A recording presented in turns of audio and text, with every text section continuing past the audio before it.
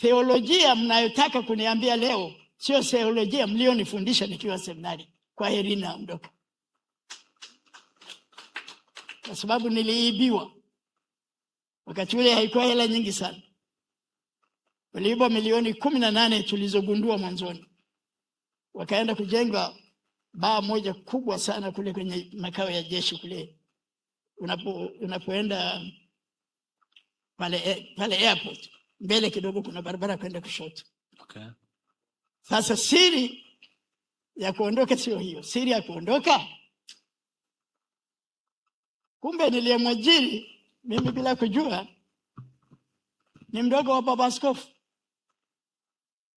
Sasa baba askofu akaungana na wenzake, nikabaki na mwenyekiti wangu Askofu Isuja na Askofu Lebu. Wale ndio walinishika. Lazima hawa wameiba, tuwapeleke mahakamani. Wale wengine wote wakasema hapana, hatuwezi kuwapeleka mahakamani. Sasa the story is longer, sitaki kueleza hiyo, sio mada yetu. Sahihi kabisa. Lakini matokeo yake nini? Kaambia maaskofu, mimi sasa theolojia ya kanisa Katoliki niliyojifunza inaniambia, na ndio dhambi pekee. Bahati mbaya watu wengi wanafikiri kuzini ndio dhambi kubwa katika madhehebu ya dini yetu. Kumbe dhambi kubwa ni usiibe. Kwa sababu ukiiba ukaenda kuungama kwa padre, anakuambia rudisha kwanza ulichoiba, alafu ndio kaungama. Umeshairudisha. Kwa hiyo nikamwambia haya, asanteni, kwa herini. Msingi wangu ulikuwa huu. Sasa maana yake nini hiyo? Sisi tumesimamia misingi thabiti. Na huo msingi thabiti kama nilivyoeleza, usafi wa moyo, nyeupe. Nyeupe ndio alama ya utakatifu. Hata mkienda makanisa karibu yote ya Wakristo, hata kwa Waislamu sina hakika sana, sijaingia msikitini nikaangalia sana. Sijacheki. Sina hakika kama alama nyeupe. Lakini kwa Wakristo wote alama nyeupe ina maana.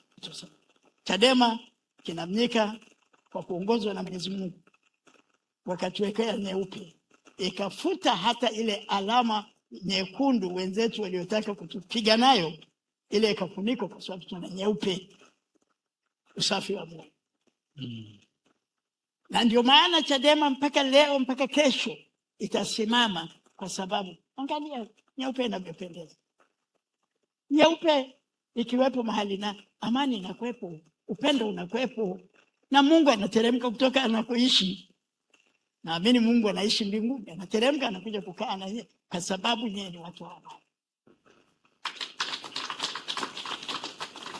Sera zetu, nadhani kama sikosei, ibara ya 7. Nika kama nimesahau nisaidie, au ya 5 kama nimesahau. Siku hizi nimesahau, sisomi sana. Kuna watu hawajui kitu tunachoita center right na center left. Katikati kulia, katikati kushoto. Sawa? Ndio sera za dunia nzima zimegawanyika hivyo. Lakini Tanzania bahati mbaya hatukufundishwa sana hayo mambo. Hata sisi Chadema hatukufundisha sana watu wetu. Na nakiri kwamba ni kweli hatukufundisha sana watu wetu. Lakini maana yake nini? Kuna watu wako katikati, uchumi wao ni uchumi huria. Lakini uchumi huu huria hauegemei kwenye socialism kama ya Nyerere. Ya Mwalimu yeye, kama kuna Wakatoliki hapa, nadhani mnajua kwamba kuna wengine saa hizi tunakazana kumtangaza Mwalimu kuwa mtakatifu. Nadhani watu wa Dar es Salaam mnajua hilo. Pamoja na matatizo yake mengi, yale ni matatizo yake yeye. Unapotafuta mtakatifu katika kanisa Katoliki, kuna vitu vya kuangalia. Kwa hiyo ule utakatifu wetu, ile sera yetu peke yake inatudistinguish, inatuweka pembeni ukitulinganisha na nchi nyingi. Ile sera inatuweka. Na ndio maana tunapopiga kelele leo, na uhalali wa kupiga kelele leo, tunapopiga kelele, serikali yetu inazungumzia ujenzi wa barabara, ujenzi wa reli, sio? Lakini watoto wetu wamekufa. Na hatusemi reli ni mbaya, hatusemi sio muhimu, barabara hatusemi sio muhimu, vyote hivyo ni vitu muhimu, sio? Lakini ni juu ya utu wa binadamu. Utu wa binadamu uko juu kuliko kitu kingine chochote mbele ya Mwenyezi Mungu. Sasa sisi tukasimama kwa sababu sera zetu za kati pamoja na wahisani wetu mbalimbali. Sina hakika, sijaangalia listi ya mwisho sasa hivi wahisani wetu kina nani. Lakini kwa muda mrefu sana tumekuwa na watu wa conservative wa Uingereza, tumekuwa na watu wa Ujerumani, tumekuwa na watu wa Uholanzi, wote sera zao na sisi zinalingana. Sisi mkajaribu kutusumbua siku moja, sijui Mnyika kama tulikuwa pamoja. Ile siku sitaisahau. Nifanya semina pale Bagamoyo. Kinana amekazana kabisa. Ananiambia, kumbe nyinyi mnaleta wageni hapa, alafu mnatuuza nchi. Sasa tumeenda kwenye chai. Sisi tuko chumba hapa. Sisi mna watu wa socialist wa Uingereza wako hapa. Kumbe na wewe una watu hapa, mbona ulikuwa unanivamia? Mbona ulikuwa unanisema? Tokea pale Kinana hakurudi tena kutusema Chadema. Kwa sababu tulimfundisha kwa matendo. Lakini mimi sijui kama ni akili yetu ilikuja au Mungu alituonyesha. Mimi naamini ukimfumania mtu kuna mkono wa Mungu pale. Dokta, kabla hujahama kwenye pointi nyingine, Dio, kuna kitu umekizungumza kwamba kati ya vitu ambavyo vilibadilika ni ule mrengo wa katikati kulia, ndio ikawa sera yetu mpya. Tulitaka kufahamu hapo awali mrengo wetu ulikuwa ni upi, na kwa nini mliamua kutoka kwenye mrengo huo na kuja mrengo wa katikati kulia? Labda nisingesema, labda nitakuwa nimekupotosheni kwa kusema kwamba tulikuja kupokea hii. Kumbuka mzee Mtei alikuwa gavana wa benki. Kumbuka Bob Makane alikuwa msaidizi wake.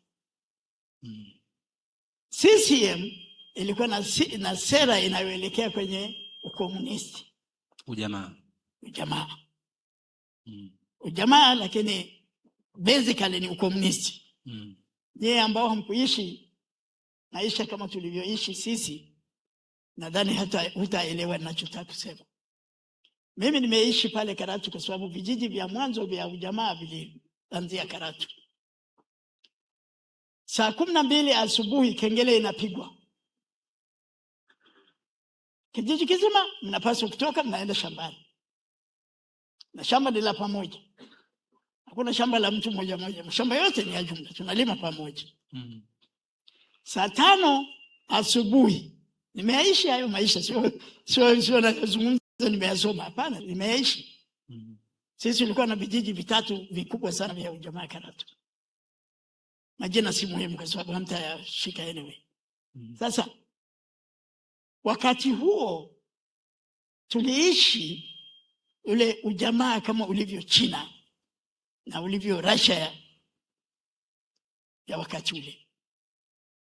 Kwa hiyo mali yangu ni mali yako. Hakuna mtu anayekuwa na shamba lake peke yake. Sasa saa 5 kengele inapigwa, mama anarudi nyumbani kwenda kuwapikia watoto. Ujamaa kabisa kama watoto wa shule. Saa 7 kamili tunaenda kula nyumbani. Saa 8 tunarudi kwenye shambani tena. Ratiba kama watoto wa shule. Mtei na Bob Makane hiyo sera walikataa. Okay. Sera yetu ni sera ya uchumi. Kule mwanzo ni sera ya uchumi. Haikuwa very clear katika documentation ya mwanzo. Mwalimu katika barua tuliyopata, ile barua niliyosema kwamba mwalimu alituandikia barua, moja ya vitu alivyotusifu Mwalimu Nyerere ni sera nzuri ya Chadema. Kwa maana ya hii sera ya kati, haiendi extreme wala extreme ya upande ule. Okay. Kwa hiyo tangu wakati wa mzee Mtei na baba yetu mzee Makani. Okay. Ilikuwa ni mrengo wa kati. Mrengo wa kati. Okay. Ndio. Kwa nini mliamua iwe kati kulia sasa? Kati kulia ukienda sasa kwenye undani wa hizo sera kwa wenzetu. Kati kulia ndio viongozi wale kama kina Trump. Tanzania, na kama mnajua sijui, sisi rafiki yetu Marekani ni Trump. Sisi partner wetu Marekani ni chama cha Trump. Watu wengi hawaielewi hiyo. Na ndio maana Chadema kwa muda mrefu sana makao makuu ya DUA yalikuwa Tanzania kwa muda mrefu sana.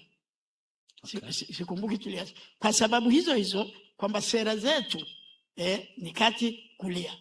Okay. Sasa Mheshimiwa Katibu Mkuu mstaafu wa Chadema, tukapata hiyo katiba mpya yenye falsafa mpya ya chama na mabadiliko kama hayo yaliyofanyika. Wewe uliona yana manufaa gani kwa chama? Yaani kweli uliona mabadiliko hayo yalikuwa yanatija na haujawahi kujutia hayo mabadiliko mlioyafanya? Au kuna mfanya mabadiliko mkaona no, japo tumefanya mabadiliko lakini nadhani kufikiria vizuri?